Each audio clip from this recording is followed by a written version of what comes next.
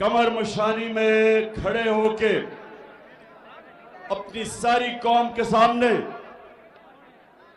आपको आज खिरादे तहसीन पेश करता हूं।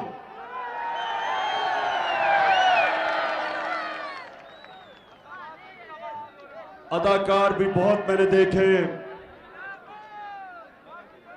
मैंने इस मुल्क में बड़े बड़े स्टार्स देखे।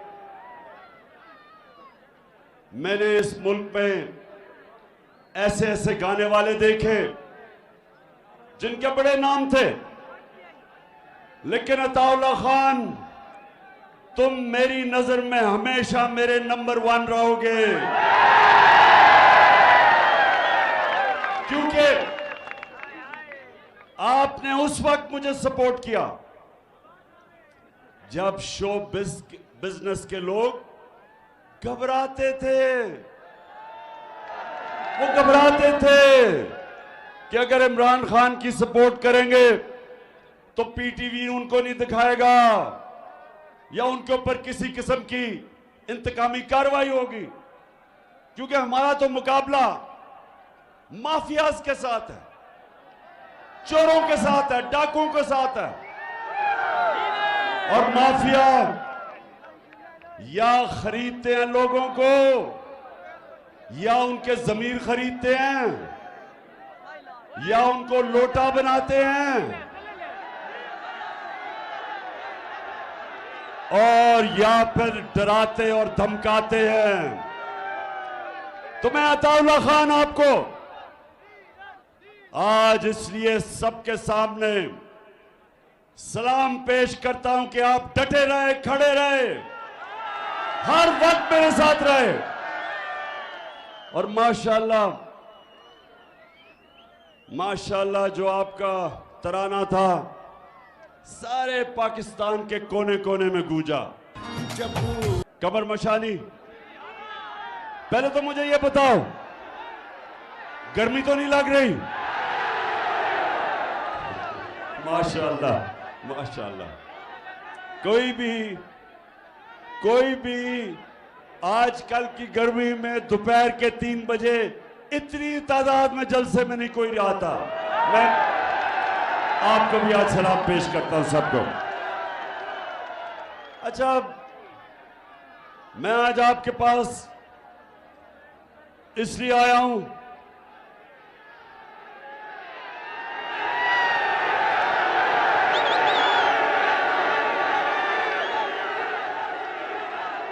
डीजल, मैं आपके पास इसलिए आज आया हूं, मैं आप सबको तैयार कर रहा हूं मेरी हकीकी आजादी की जहाद के लिए। सबको तैयार कर रहा हूं। मियां वाली, जब मैं आपको कॉल दूंगा तैयारी कर लो। मुझे लगता है कि इस्लामाबाद सिर्फ मियां वाली भर देगी। और ये हमारी हकीकी आजादी की जो जहाद है। नौजवानों, मैं सिर्फ आपको समझा दूं एक चीज, कि सबसे पहले अल्लाह हमें आजादी देता है जब हम अल्लाह के सामने खड़े होके हम जब कहते हैं ला इलाहा इल्लल्लाह, तो हम अल्लाह के सामने अल्लाह को से वादा करते हैं कि मेरे मौला, तेरे सिवा किसी को मैं खुदा नहीं मानूंगा, किसी के सामने नहीं झुकूंगा। और मैं जब ये दावा करता हूं मैं आजाद हो जाता हूं। एक सजदा जिसको तू गिरा समझता है देता है हजारों सजदों से निजात, आजाद कर देता है आपको। और सिर्फ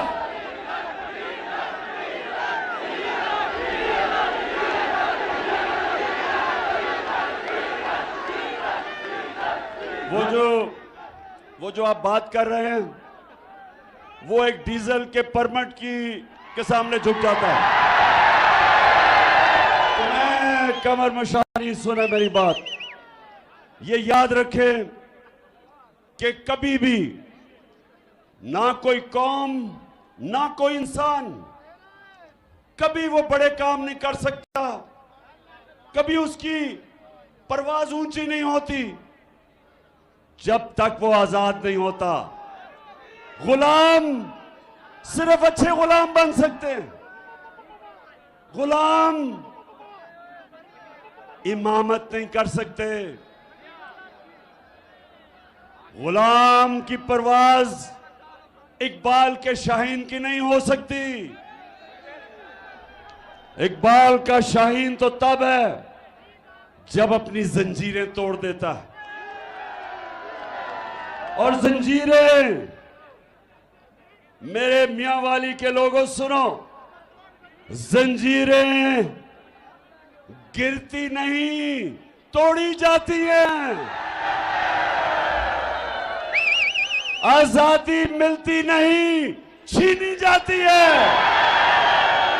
और इस वक्त हमारे ऊपर अमेरिके के गुलामों को मुसल्लत किया हुआ है।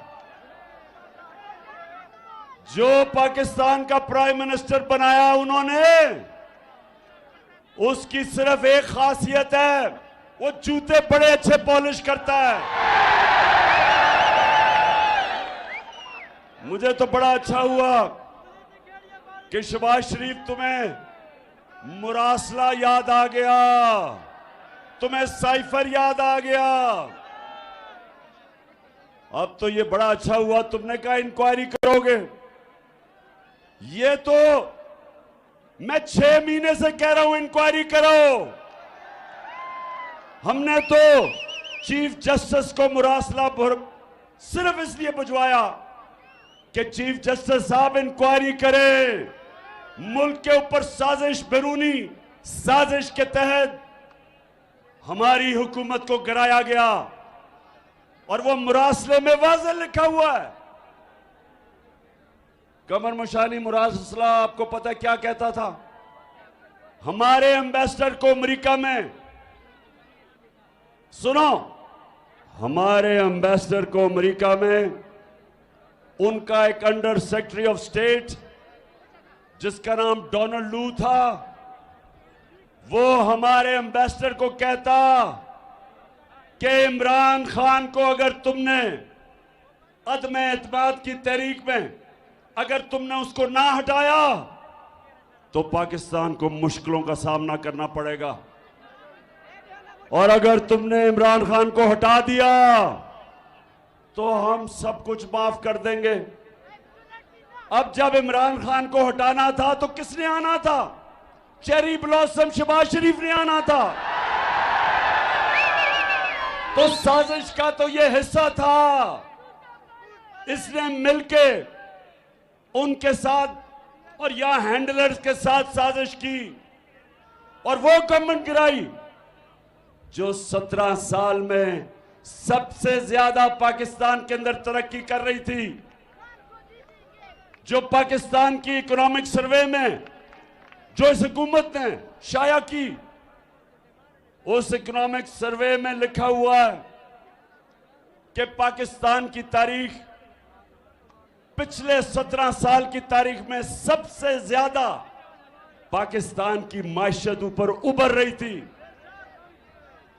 5.7 और 6% 2 सालों में, ये 17 साल के बाद हमारी मायशत भी ऊपर जा रही थी। जो यही नून लीग, यही इसहाक डार दिवालिया निकाल के छोड़ के गए थे, हमने वो उठा दी थी। रोजगार, वर्ल्ड बैंक कहता है कि सारे बर्रे सगीर में सबसे बेहतर रोजगार पाकिस्तान में मिल रहा था। किसान खुश था। 4 फसलों में सबसे ज्यादा पैदावार हमारे जमाने में आखिरी 2 साल में हुई। किसानों को पैसा सबसे ज्यादा हमारे दौर में मिला। हमारे दौर में सबसे ज्यादा एक्सपोर्ट्स पाकिस्तान की तारीख में, टैक्स सबसे ज्यादा हमने इकट्ठा किया। और हमने कीमतें कंट्रोल की हुई थी। हमारे दौर में कमर मुशानी, हमारे दौर में पेट्रोल और डीजल 150 रुपए लीटर पे था, बिजली 16 रुपए यूनिट पे थी, आज वो 250 रुपए पे डीजल है लीटर। बिजली जरा किसानों से पूछे, ट्यूबवेल के ऊपर बिजली उनको कितना बिल आ रहा है। आप लोगों से पूछें कि जब बिजली का बिल आता है तो लोग पूछते हैं कि क्या हम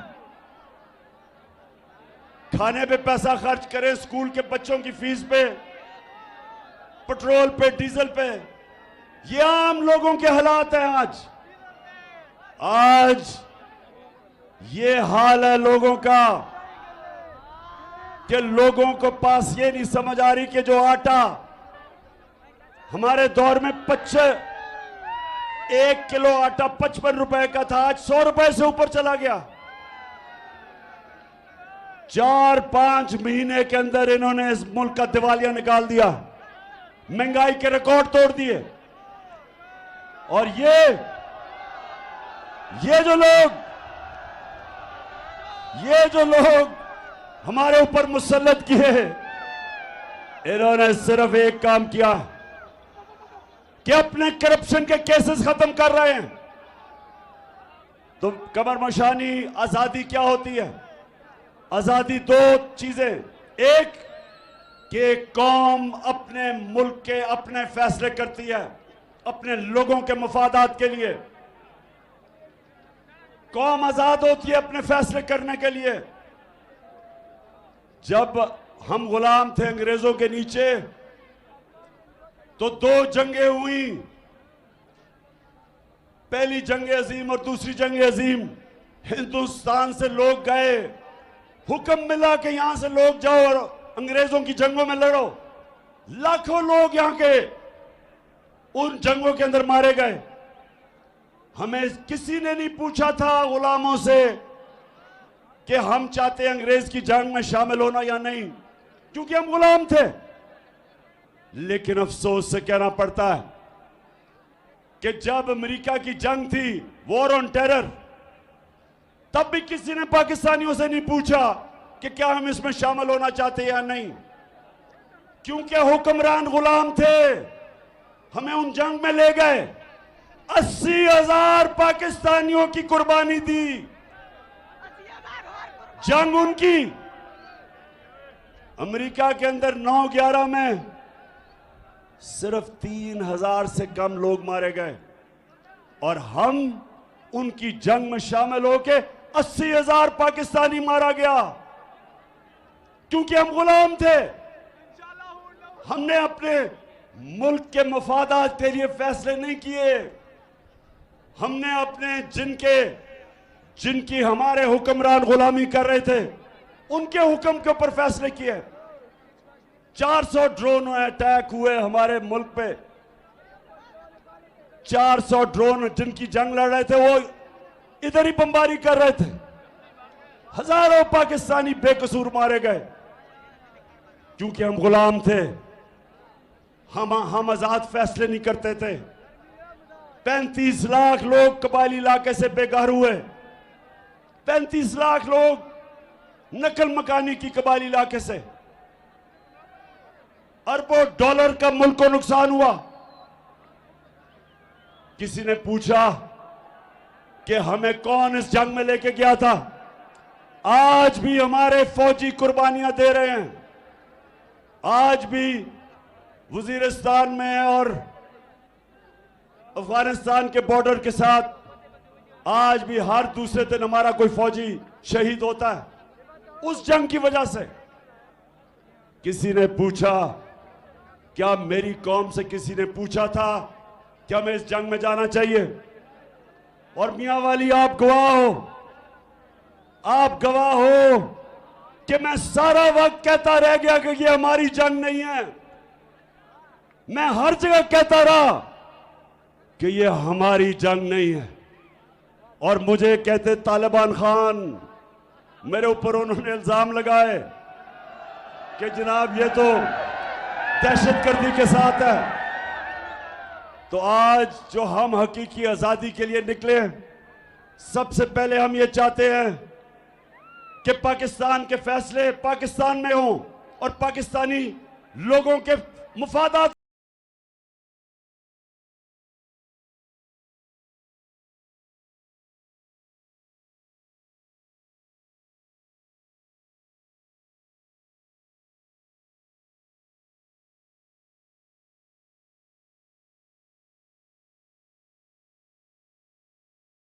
सुने आप। दूसरी चीज, और जरा गौर से सुने, दूसरी चीज, इस मुल्क में हमें जो हकीकी आजादी के लिए लड़ रहे हैं, इंसाफ चाहिए। इंसाफ इंसानों को आजाद करता है, इंसाफ इंसानों को हुकूक देता है, इंसाफ कमजोर और ताकतवर को बराबर रख देता है कानून के सामने।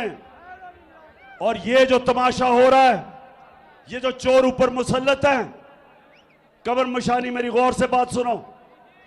अगर ये रह गए हमारे ऊपर, ये मुल्क का और आपका कोई मुस्तकबिल नहीं है। आते साथ ही इन्होंने अपने अरबों रुपए के करप्शन के केसेस माफ करवाए हैं। पहले मुशर्रफ ने इनको एनआरओ दिया, इन दोनों करप्ट खानदानों के केसेस खत्म किए। इन्होंने 10 साल हुकूमत करके 4 गुना इस मुल्क का कर्जा बढ़ाया, डाके मारे और मुझे बार बार ब्लैकमेल करने की कोशिश की कि एनआरओ दे दो। अब इनको फिर एनआरओ मिल गया, असेंबलियों में आए, कानून बदला, नैब के ऊपर अपना आदमी बिठाया, एफआईए पे अपना आदमी बिठाया और केसेस माफ करवा लिए। मैंने देखा कि मरियम ने बड़ी दुख भरी प्रेस कॉन्फ्रेंस की, बड़ी तकलीफ दे प्रेस कॉन्फ्रेंस के जनाब इमरान खान ने मेरे पे कितना जुल्म कर दिया। और मरियम, खुदा का वास्ता है, सच बोलना सीखो, झूठ बोलने की पीएचडी ली हुई है। तुम्हारे ऊपर केस इमरान खान ने नहीं किया था बीबी, आप पकड़ी गई थी, इंटरनेशनल इंकशाफ हुआ था, पैनामा पेपर्स का इंटरनेशनल इंकशाफ हुआ, बड़े वजीर आजम पकड़े गए, वजीर पकड़े गए दुनिया में। उसमें एक इसका भी नाम आ गया कि लंदन के महंगे तरीन इलाके के अंदर अरबों रुपए के 4 बड़े बड़े महलात मरियम के नाम पे थे। झूठ बोलती रही कि मेरे नहीं थे। पैनामा में इंकशाफ हो गया, सिर्फ हुसैन का सुना, हुसैन का नहीं। अच्छा, झूठ बोलती रही कि मेरे कोई फ्लैट नहीं है, मेरी लंदन तो छोड़े पाकिस्तान में भी नहीं है। तो जब इंकशाफ हुआ तो भाई क्या कह रहा है, 4 महंगे फ्लैट। सुनो जरा, मैं इस बात को तस्लीम करता हूँ कि अल्हम्दुलिल्लाह पाक में के ऊपर जो अपार्टमेंट्स हैं वो अल्हम्दुलिल्लाह हमारे हैं। मैं इस बात को तस्लीम करता हूँ कि उनको ऑफशोर कंपनीज नेस्कॉल लिमिटेड और नीलसन लिमिटेड जो है उनको ओन करती हैं। और मैं आपको ये भी अर्ज करता हूँ, उनको होल्ड कर रही है इस वक्त मरियम नवाज शरीफ, मेरी हमशीरा। सुन लिया। और मरियम, ये मैंने नहीं कहा, ये तुम्हारा भाई कह रहा है कि तुम्हारे 4 बड़े बड़े फ्लैट हैं। तो जनाब पकड़ी उधर गई, सजा हमारे जमाने पे नहीं हुई, इनकी हुकूमत के दौर में शुरू हुई, तफ्तीश और सजा हुई। तो बड़े रोना धोना जी, इमरान खान ने ये कर दिया, वो कर दिया। खुदा का वास्ता सच बोलो। और फिर कहती कि क्योंकि अदालत से मैं छूट गई हूं तो इसलिए मैं बेकसूर हूं। मरियम, पहले मुझे यह बताओ, सारी नून लीग मुझे यह बताए कि 2 दफा आपने, नवाज शरीफ ने आसिफ जरदारी को जेल में डाला था, उसके ऊपर अरबों रुपए के करप्शन के केस है। आप बच गई है तो एनआरओ से भी मिल गया, वो भी बच जाएगा।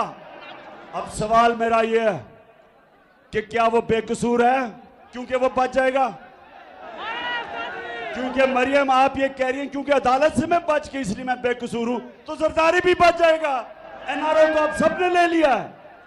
इसका मतलब ये कमर मशानी, इसका मतलब ये कि आज अगर पाकिस्तान में आप ताकतवर हो, पाकिस्तान का इंसाफ का निजाम आपको नहीं पकड़ेगा,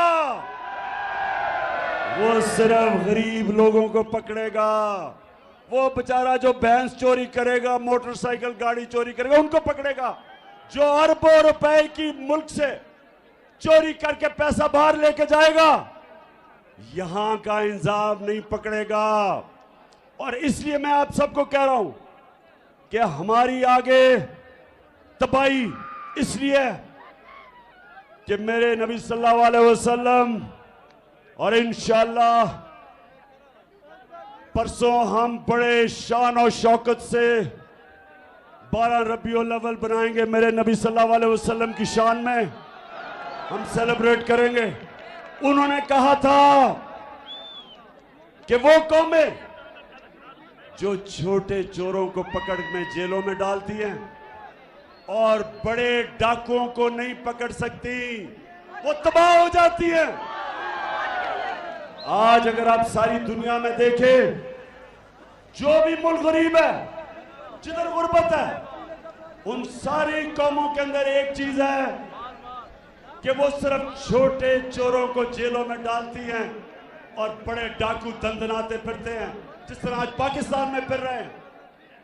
इसलिए मेरे पाकिस्तानियों, मैंने फैसला किया कि मैं अपनी जान की कुर्बानी दूंगा अपने मुल्क की आजादी के लिए।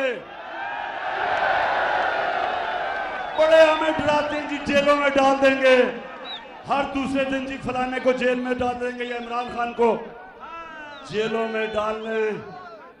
हमें जेलों में डालने से ना डराओ। अभी तो मैं जेल भरो तहरीक शुरू करने लगा हूं।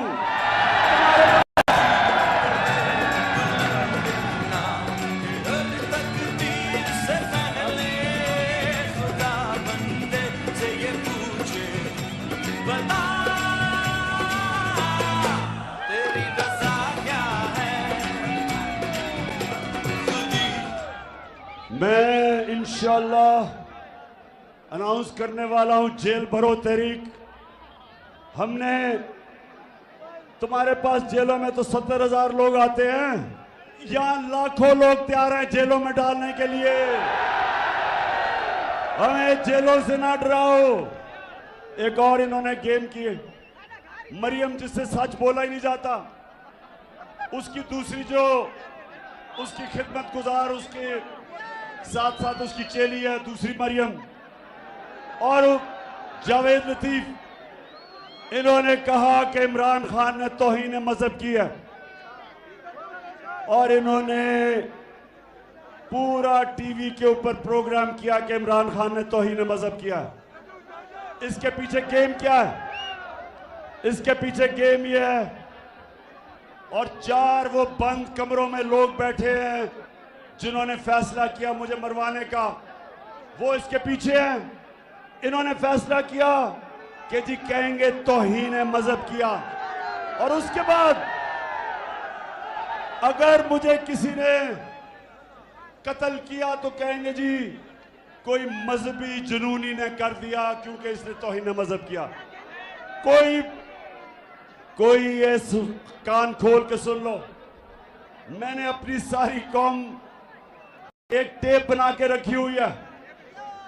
जिस वक्त मुझे कुछ हुआ वो टेप आ जाएगी, रिलीज होगी, और वो 4 लोगों के नाम सारी कौम के सामने आएंगे जिन्होंने बंद कमरों में ये फैसला किया, ताकि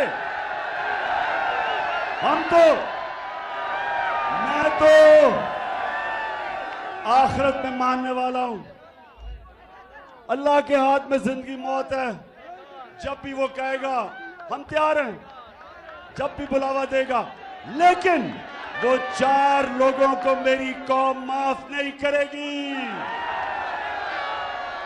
अच्छा, तो अब सब तैयारी कर लो।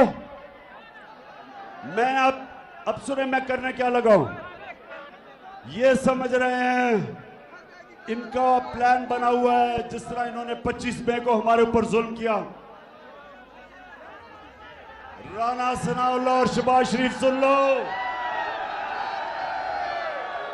तुम जो भी तैयारी कर रहे हो, कप्तान उससे ज्यादा बेहतर तैयारी कर रहा है।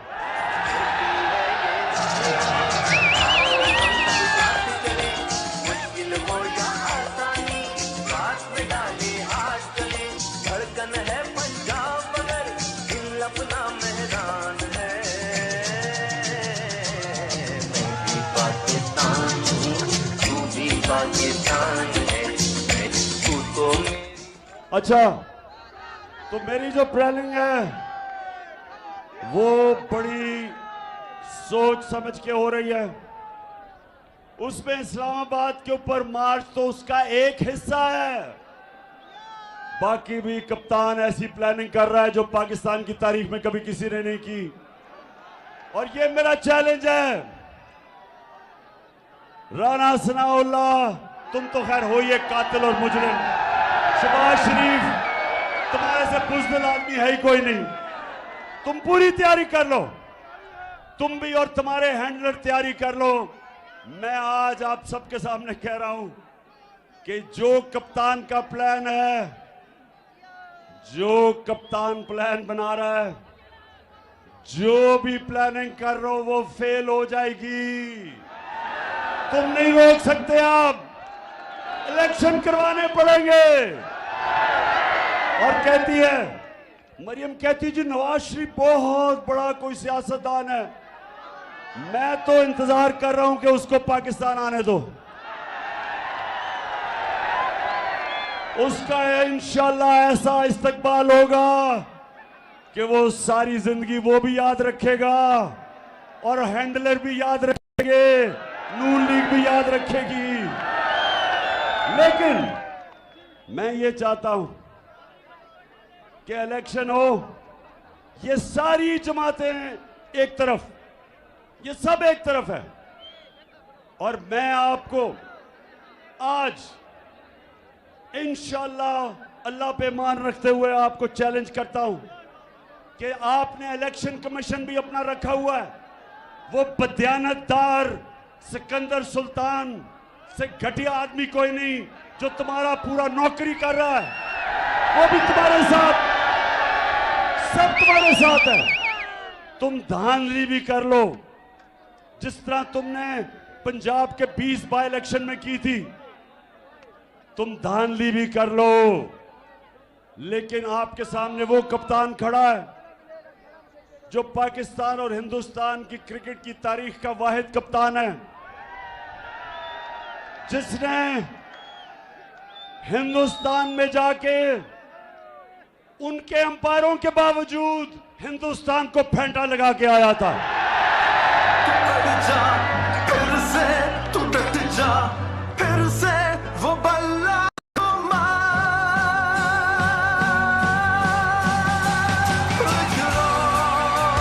कदम बढ़ा, लिखा हुआ है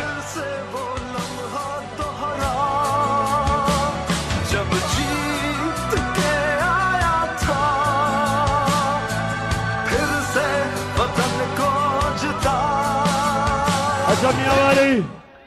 इन्होंने एक और गेम शुरू किया, मैं आज सारी कौम के सामने बताना चाहता हूं। इन्होंने वो डीप फेक वीडियो चलाना, इन्होंने क्या किया है कि बेचारे हर तरह मार खाते जा रहे हैं। अब इन्होंने फेक वीडियोस बनाई हैं, फेक ऑडियोज बनाई हैं। ऑडियो तो खैर जो शहबाज शरीफ की बाहर आई है प्राइम मिनिस्टर हाउस की, ये तो एक मुल्क के लिए तफ्तीश सारे मुल्क के लिए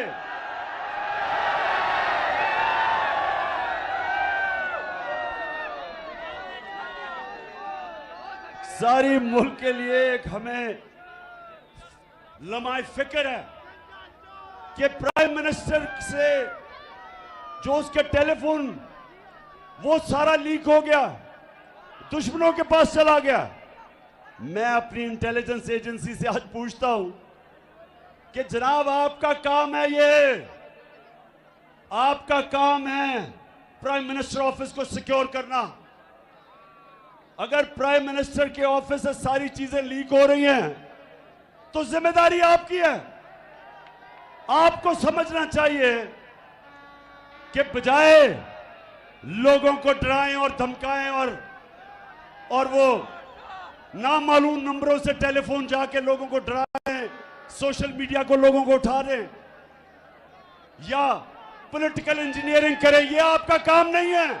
आपका काम है कि प्राइम मिनिस्टर की ऑडियोज लीक हो रही हैं, लेकिन नून लीग ने और काम किया हुआ। इन्होंने फेक वीडियोस बनाई हुई हैं। इसकी जो माहिर थी झूठों की पीएचडी मरियम, उसने बनाई हुई हैं। तो मैं आपको बताता हूं कि फेक वीडियो होती क्या, जरा ये एक दफा देख ले। नवाज शरीफ से पूछो, जिसने पाकिस्तान को तमाशा बना के रख दिया है दुनिया में। बोलो, मैं सच कह रहा हूं ना? मेरी बात सुनो भाई, मेरी भी ऑफशोर कंपनी मौजूद थी और वो पैसा कहां से आया भाई, कहां से आया? नवाज शरीफ, तुम दूसरों पे तोहमतें लगाते हो। नवाज शरीफ, तुम सबसे बड़े करप्ट आदमी हो, करप्ट। और तुम लोग जानते हैं, लोग जानते हैं, नवाज शरीफ अस्पताल का पैसा तुमने जुए में लगाया। और नहीं मियां नहीं, इमरान, ये पैसा जो है, ये कंपनी जो है, ये तुम्हारी नहीं है, मेरी है, तेरी नहीं है। फैसला आप दे दो फैसला। सुनो फैसला, सुनो। इमरान के खिलाफ 1 रुपए की करप्शन का कोई सबूत मिला? ब्रिटिश वर्जिन आइलैंड से भी कह दिया है कि नवाज शरीफ ने करप्शन की है। नीचे नवाज शरीफ जवाब देना पड़ेगा।